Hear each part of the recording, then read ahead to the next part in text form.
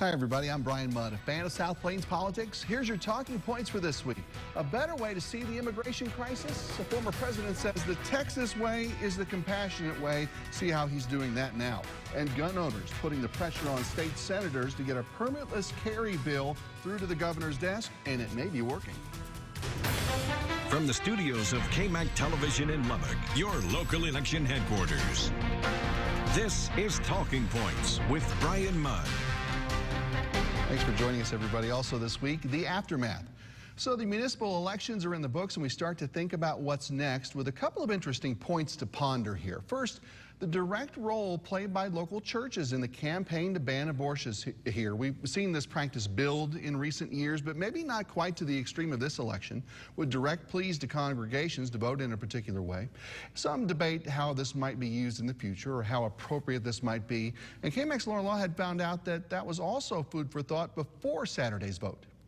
It's hard to miss the signs, vote yes or vote no, popping up all over the hub city, from front yards and now to church grounds. Huge pro-Prop A posters and banners at places like Trinity Church, Southcrest Baptist Church, and the Church on the Rock. Church on the Rock hosting a prayer service Wednesday night in support of Proposition A. We see it as so much more than just making a political statement, but we believe that as the church, we have to stand on God's word and what we believe God teaches us about the sanctity of an unborn life. Pastor Jackie White describes himself as not pro-choice or pro-life, but as whole life. I'm for the unborn baby's life. I'm for the mother's life. I'm for the doctor that performs an abortion. I'm for his life. But Second Baptist Church says it's not taking a stance, and it tries never to speak out on issues on the ballot. Members of the congregation are passionate on both sides. Baptists have historically celebrated the separation of church and state as something that's good for both. We support people who choose to vote. We encourage people to vote with their mind, their heart, their values. It's a different story for St. John's United Methodist Church. It calls this proposition dangerous. When Texas in the past tried passing propositions like this, young women who feel like they're trapped in situations attempted self-abortions, and you endanger your own life. And it's taking a firm stance against it, saying it will strip women of their bodily autonomy and harm women who are the victims of rape or incest. And it will just make life harder for all women. It will affect women psychologically, emotionally, even spiritually. At the end of the day, it also says it's not up to one group to make decisions for everyone living in the hub city. We're guided to love one another like one another, but that doesn't mean that one faith should be able to make the decisions for everyone. Laura Lawhead, KAMC News. Laura, another potential aftermath of this election is the cost. No one, of course, wants to pay higher property taxes, but most people are generally good with paying for things like school expansions, and as the Cooper bond isn't expected to be much, if any, of a tax hit, those people didn't mind. With the sanctuary city ordinance comes a real possibility of enormously expensive lawsuits to come, although I would argue that people on both sides of the uber-passionate abortion issue are good with that too, and would likely consider it tax money well spent if it comes to that. But some think it won't. Consider our recent interview with Jim Boxa with Right to Life Texas about how they've been told this will play in the courts. So what makes this, I guess, so interesting in a lot of ways is that the response lawsuits from the ACLU or pro-choice outlets isn't just expected, it's practically encouraged here, right? Because Lubbock is probably going to end up being the test case nationally because the Planned Parenthood is open here, right? Yeah, I do think that we'll have a lawsuit and we'll be the test case. You know, there were 7 lawsuits already in East Texas over the first 7 cities to pass this ordinance.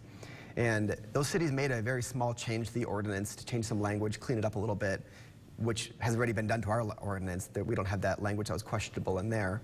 And about what? About naming those organizations like Planned Parenthood criminal organizations. Gotcha. And that was really where the hang-up was. And so we're not trying to declare them as criminal organizations. I believe they're criminal organizations because they murder babies, but we're not trying to name them that in the city lawsuit, in the city ordinance, I'm sorry. But when those changes were made to those ordinances, ACLU dropped their lawsuit. They had nothing else to stand on to try to break down those cities. And we expect the same thing to happen here. They're going to lose in court. It's very clear to me. Interesting. Local tax watchdog groups have said, look, lawsuits are expensive and they're time consuming and the money is best spent elsewhere. But there is at least potentially an attorney who would handle the situation for the city for free. Is that right? Yeah, so Solicitor General Jonathan Mitchell, number 2 lawyer in the state of Texas at the time when he was Solicitor General, he has argued before the Supreme Court and he has won, and he has promised pro bono, meaning free, to represent the city of Lubbock in this lawsuit. Do city leaders have to use him, though? Are they willing to use him? Is it somewhere in writing that says that a deal with the Mitchell law would handle this no matter what?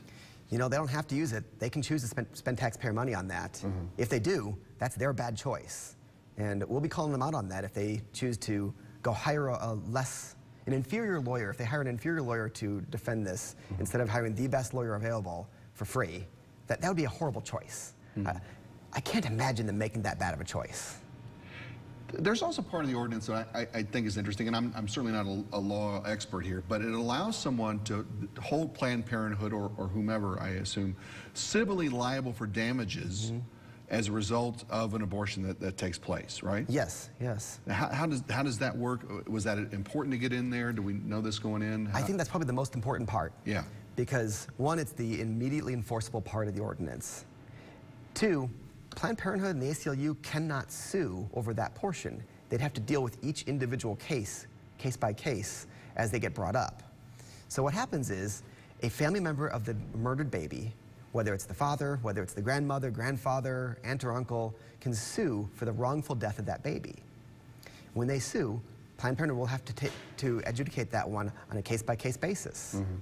And we expect to win a lot of those lawsuits. We expect Planned Parenthood to be on the ropes consistently if they were to violate the ordinance. As we've said, you know, Roe versus Wade is still here, and federal law is federal law. So if this ordinance is eventually declared unconstitutional, then what? Do we start the appeals process? Is that the absolute plan? What happens then?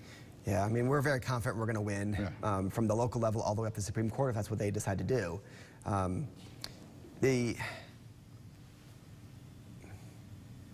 We do expect that you know, a lawsuit's going to come, but they can only sue on the public enforcement section of the law. They can't sue in the private enforcement section.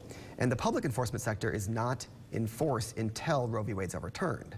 So there would be nothing to sue initially on that because they're not going to get the fines initially. Meaning Lubbock police couldn't really do anything about it, and we know this going in, as I suppose an example there, right? Right. I mean, so Lubbock police can deal with the violation, but they cannot actually enforce the fine at this point. Right.